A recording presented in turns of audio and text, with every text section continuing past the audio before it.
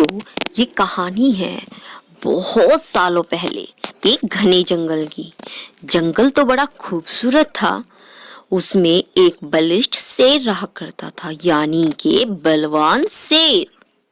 वो रोज शिकार करके अपना पेट भरता था। एक दिन वो एक भैंसे का शिकार कर अपनी गुफा में लौट रहा था कि तभी रास्ते में उसे एक मरियम कमजोर सी लोमड़ी मिली।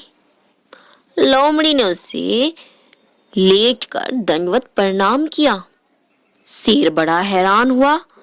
जब शेर ने उसे ऐसा करने का कारण पूछा तो उसने कहा, आप राजा हैं और बहुत ही बलशाली हैं।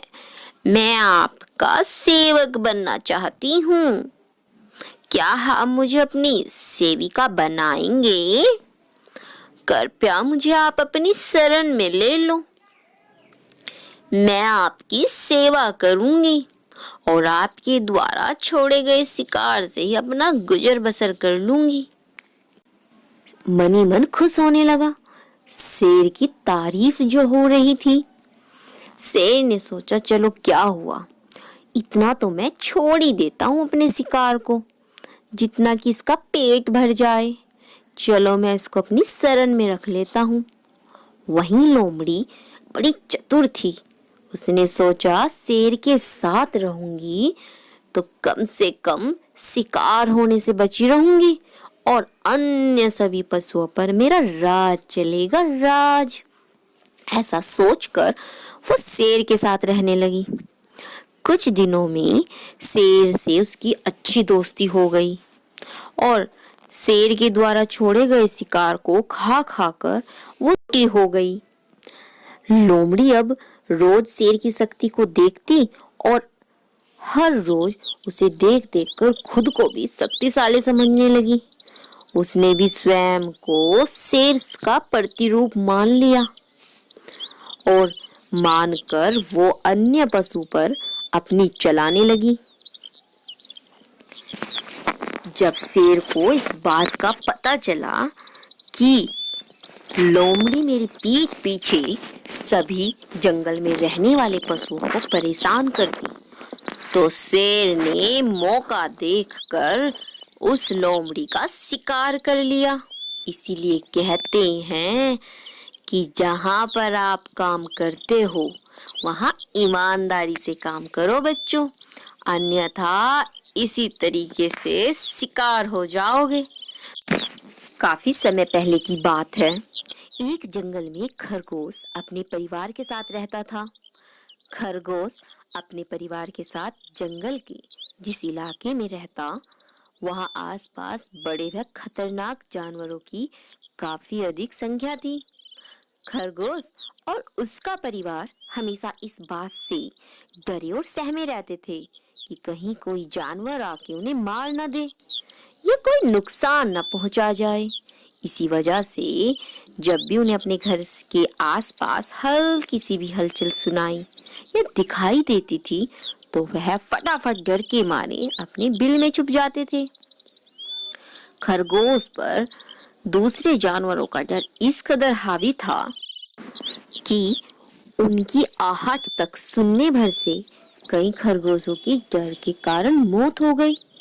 रोज रोज इस डर को सामने देखकर वो खरगोश बेहद परेशान रहने लगा था।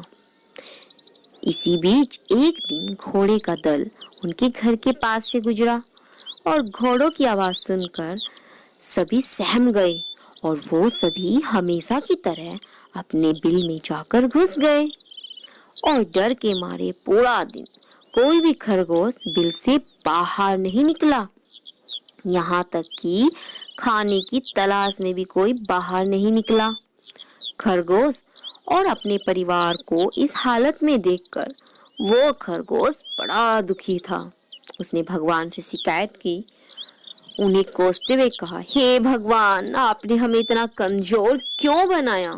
इस तरह सहम और डर कर जीने का आखिर क्या फायदा? हमें हर दिन अपनी जान का खतरा और डर बना रहता है। इसीलिए सभी खरगोश ने मिलकर एक दुखद फैसला किया है कि हर समय डर डर कर और यूं बिल में छुप कर रहने से तो अच्छा होगा हम सब मिलकर अपनी जान ही दे देते हैं। ऐसे डर कर जीने से तो बेहतर होगा कि हम एक साथ अपना जीवन त्याग दें। बस यही फैसला करके सभी खरगोश इकट्ठा हुए और आत्महत्या करने के लिए नदी की ओर निकल गए। अब खरगोश और उसका पूरा परिवार नदी के पास पहुंचा।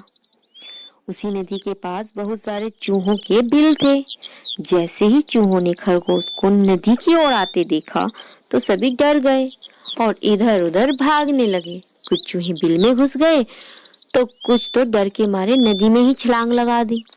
उनकी मौत हो गई।